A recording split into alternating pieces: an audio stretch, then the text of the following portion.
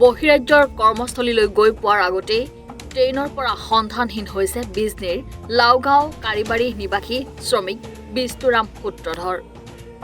মাৰ্চৰ ২৬ তাৰিখে নিউ বঙাইগাঁৱৰ পৰা আন দুজন স্থানীয় শ্ৰমিকৰ লগত কামাখ্যা এক্সপ্ৰেছত গুজৰাটলৈ বুলি ওলাই গৈছিল। কিন্তু গন্তব্যস্থান পোৱাৰ আগতেই ট্ৰেইনৰ পৰাই সন্ধানহীন হয় বিষ্টুৰাম সূত্ৰধৰ।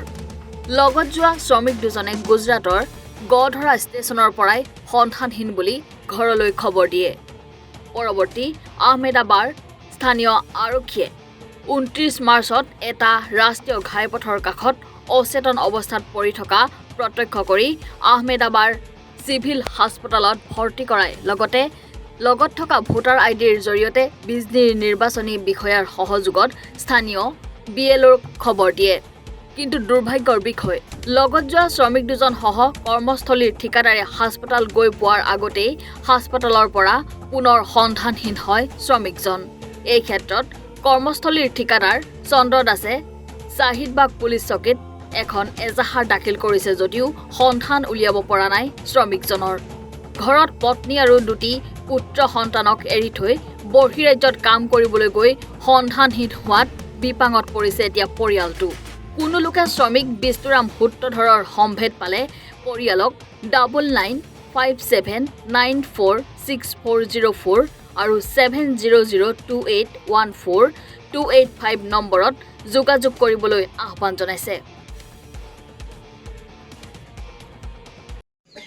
ঘটনাটো আমাৰ বিষ্টুৰাম সূত্ৰধৰ আৰু সূৰ্য সূত্ৰধৰ আৰু গুৱাহাটীৰ এজন চাওতাল মানুহ, মই নামটো নাজানো। তেখেত লোক তিনিওজনে মানে গুজৰাটৰ ৰাজকোটলৈ বুলি কাম কৰিবলৈ ওলাইছিল। যোৱা বুধবাৰ কেই তাৰিখ বা আছিল, মুঠতে যোৱা বুধবাৰে কাম কৰিবলৈ গৈ আছিল। তাতে যাওঁতে মানুহজন ৰাস্তাতে কেনেকৈ বা ট্ৰেইনতে নিৰুদ্দেশ হৈ গ'ল। তাৰপিছত গধৰা এটা হস্পিটেলত তাক আমি পাওঁ বুলি গম পালোঁ। কিন্তু এতিয়া সেই মানুহজন গধৰা হস্পিটেলৰ পৰাও নিৰুদ্দেশ হৈ গ'ল। তাৰপিছত তাতে বহুত যোগাযোগ কৰিও এতিয়ালৈকে বিচাৰি পোৱা নাই মানুহজনক। তো এতিয়া আমি আমাৰ অসম চৰকাৰক দাবী জনাব বিচাৰোঁ যে মানুহজন যাতে কেনেবাকৈ আমাক বিচাৰি উলিয়াই দিয়ে চৰকাৰে। মানুহজন কাম কৰিব গৈছিল গুজৰাটত, তাৰপিছত ৰাস্তাতে হেৰাই গ'ল। এতিয়া চৰকাৰে আনি দিব লাগে বিচাৰি। পৰিয়াল কেইজন? পৰিয়াল কিবা ল'ৰা দুটা আৰু আমি মা দেউতা। কোনদিন গৈছিল কামত? কামত গৈছিল যোৱা বুধবাৰে, তাৰপিছত বোলে হেৰাইছে শুকুৰবাৰে হেৰাইছিল। সিবাৰে শনিবাৰে পাইছিল। কাৰণ বোলে হাইৰডৰ কাপত পৰি আছিল। পিছত আৰু হাইৰডৰ কাপত পৰি থাকোঁতে কোনোবা বোলে পুলিচে পাইছিল, পাই হাতনে হস্পিটেলত নিছে, ভৰ্তি কৰিছে। ভৰ্তি কৰাৰ পিছত আৰু এই ৰোগীজন হস্পিটেলৰ পৰা নোহোৱা হৈছে। কোনোবাই কি কৰিল মানে চৰকাৰে সেইখিনি হাতলৈ উলিয়াই দিব লাগে আৰু। নমস্কাৰ। ঘটনাটো মানে আমাৰ গাঁৱৰ লাওগাঁও কাহিবাৰী বাসিন্দা বিষ্টুৰাম সূত্ৰধৰ। তেওঁ মানে বোম্বাইত কাম কৰিবলৈ গৈ আছিল, বোম্বাই গুজৰাট। আৰু যিটো গাড়ীত নিউ বঙাইগাঁৱত ট্ৰেইনখন আছিল কামাখ্যা এক্সপ্ৰেছ। সেই কামাখ্যা এক্সপ্ৰেছত যাই থকা অৱস্থাত আধা ৰাস্তাত তেওঁ নিৰ্দেশ মানে হেৰাই গ'ল। আৰু লগত আৰু দুজন আছিল গাঁৱৰে। তো তেওঁলোকে পাছত লগ নাপাল আৰু বেলেগ বেলেগ হেৰিত আছিল। যাৰ ফলত তেওঁ হেৰাই যোৱাৰ পিছত ১ ঘণ্টামান পিছত গম পোৱাৰ পাছত তাৰপিছত সি যোগাযোগ হ'ল যে মানুহজন হেৰাই গ'ল, ক'ত গ'ল। পিছত তেওঁ এনেকুৱা হ'ল, কেইদিনমান পাছত মানে একদিন পিছত তেওঁক পোৱাৰ পিছত হস্পিটেলত আমি পোৱা বুলি গম পালোঁ। হস্পিটেলত খবৰ দিল, ভোটাৰ ID থকাৰ কাৰণে BLOক ফোন কৰিল।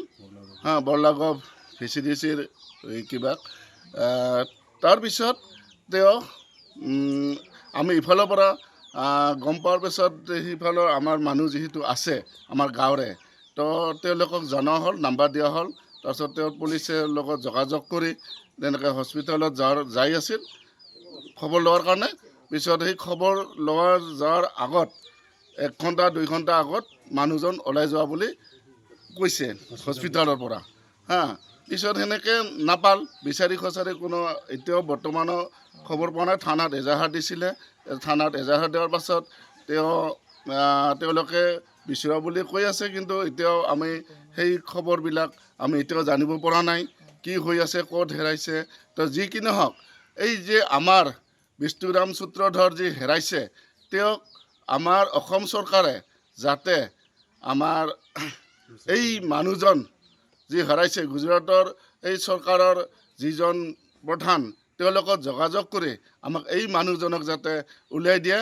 আৰু মই এই অসম চৰকাৰৰ লগতে আৰু BTR চৰকাৰকো মই অনুৰোধ কৰিছোঁ যে যাতে BTR চৰকাৰেও এইখিনি গুৰুত্ব সহকাৰে লয়। আৰু আমাৰ বিজিনিৰ MLA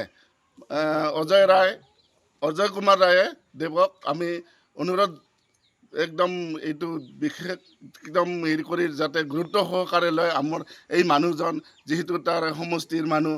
তো সেইকাৰণে তেওঁ আমাক যাতে এই মানুহজন উলিয়াই দিয়ে, সেইটোৰ কাৰণে তেওঁক মই অনুৰোধ জনাম।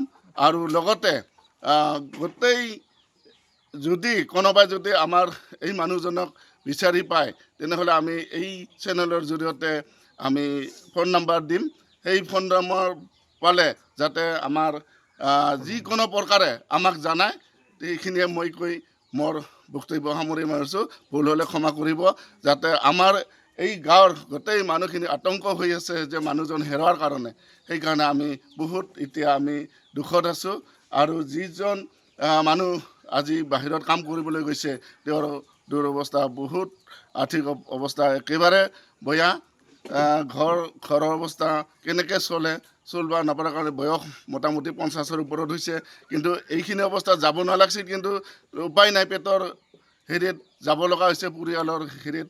সেইকাৰণে এইখিনিয়ে আৰু যাতে এই আমাৰ প্ৰশাসনে যাতে গুৰুত্ব সহকাৰে এই মানুহজনক উলিয়াই দিয়ে, সেইটোকে মই অনুৰোধ কৰি মোৰ বক্তব্য সামৰি মাৰিছোঁ। ধন্যবাদ।